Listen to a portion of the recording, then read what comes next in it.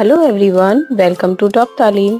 मेरे चैनल से जुड़े रहने के लिए और इसी तरह वीडियो पाने के लिए चैनल को लाइक करें, सब्सक्राइब करें और बेल आइकन प्रेस करना ना भूलें। तो शुरू करते हैं आज का वीडियो। आज हम आपकी सबक नंबर 15 नज्म पढ़ेंगे, छुट्टी का दिन, जिसके शायर हैं अहमद हुसैन कादरी।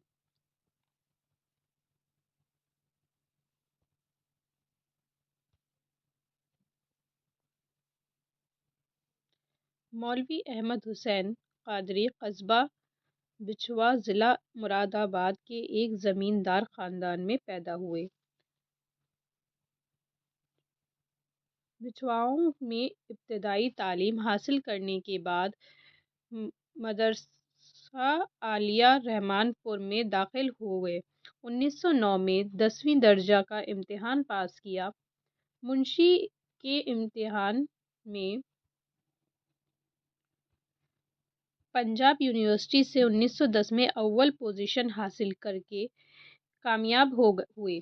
मुंशी फाजिल और उर्दू में खुसूसी सलाहियत के इम्तहानात 1911 में लाहौर में पास किए।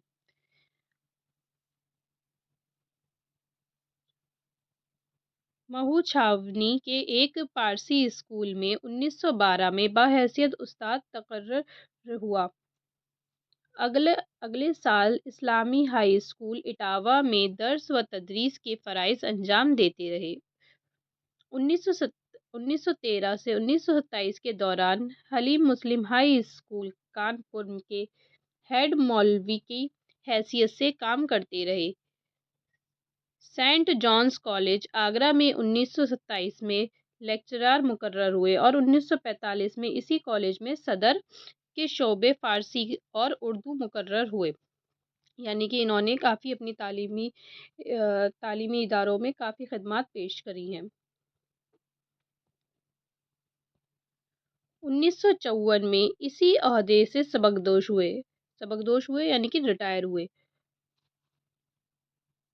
मौसूफ उर्दू ज़बान के अदीब, नाक़िद, मुबस्सिर, शायर, मुतरजिम, मौरख़ और तारीख़ गो थे। उन्होंने लगभग 60 किताबें तसनीफ़ की हैं।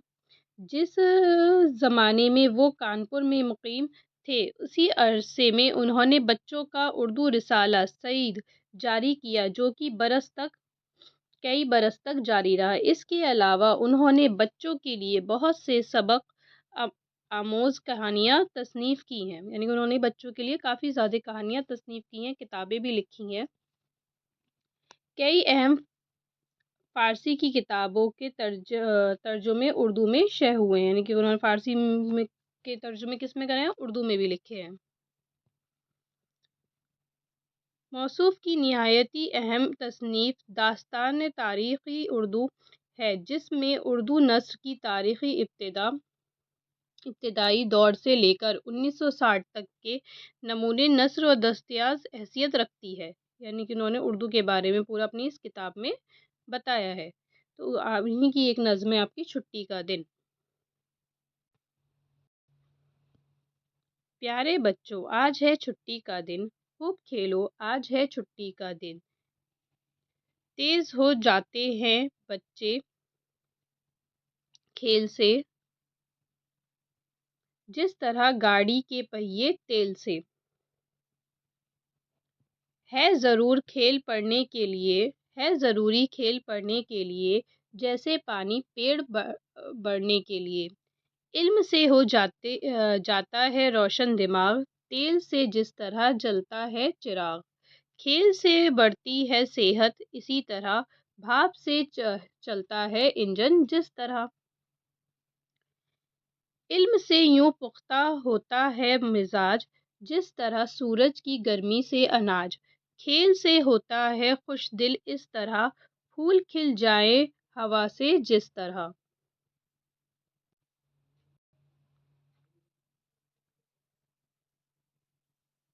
खेल से रहते हैं बच्चे तंदुरुस्त, ज़हन हो जाता है तेज और जिस्म चुस्त। है ज़रूरी इल्म भी और खेल भी, हो ना उन दोनों से तुम गाफिल कभी। वक्त जब पढ़ने का आ जाए पढ़ो, خوب کھیلو کھیل کا جب وقت ہو۔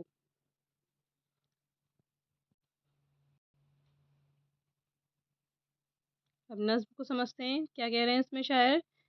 پیارے بچوں، یعنی کس سے مخاطب ہیں؟ بچوں سے مخاطب ہیں۔ کیا ہے؟ آج چھٹی کا دن ہے، جیسے آپ لوگوں کا کب ہوتا ہے؟ سنڈے کو چھٹی کا دن ہوتا ہے۔ خوب کھیلو، آج ہے چھٹی کا دن، جب آپ کا چھٹی کا دن ہو تو خوب کھیلو۔ تیز ہو جاتے ہیں بچے کھیل سے، جس طرح گاڑی کے پہیے تیل سے۔ تو یہاں پر کیا تشبیہ دے رہے ہیں شاعر؟ کہہ رہے ہیں جس طرح گاڑی کے پہیوں میں تیل ڈالو تو کیا ہوتے ہیں؟ تیز چلتے ہیں، رکتے نہیں ہیں۔ اسی طرح کھیل سے بھی بچے کیا ہو جاتے ہیں؟ تیز ہو جاتے ہیں۔ کیا آتی ہے کھیلنے سے؟ چستی آتی ہے بچے کیا ہوتا ہے؟ پوری ہیلتھ بھی، آپ کی صحت بھی کیا رہتی ہے؟ صحیح رہتی ہے۔ یہ نہیں ہے کہ صرف انسان ایک ہی کام میں مبتلا ہو، اس کو سارے کام کرنے چاہیے۔ ہے ضروری کھیل پڑھنے کے لیے،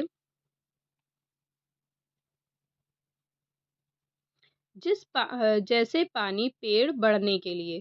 کھیل بھی ویسے ہی ضروری ہے پڑھنے کے لیے، جس طرح سے پیڑ بڑھتا ہے نا، پیڑ میں پانی دو تب پیڑ جا کے آگے بڑھتا ہے، چھوٹا سا پودا ہوتا ہے، پھر اور پانی دو گے پھر اور بڑا ہوگا، پھر اور پانی دو گے اور بڑا ہوگا۔ اسی طرح کھیل بھی اتنا ہی ضروری ہے، جس طرح سے پڑھنے کے لیے کیا ضروری ہے؟ کھیلنا بھی ضروری ہے۔ اگر صرف پڑھتے رہو گے تو دماغ کیا ہو جائے گا آپ کا؟ اس طرح سے کام نہیں کرے گا۔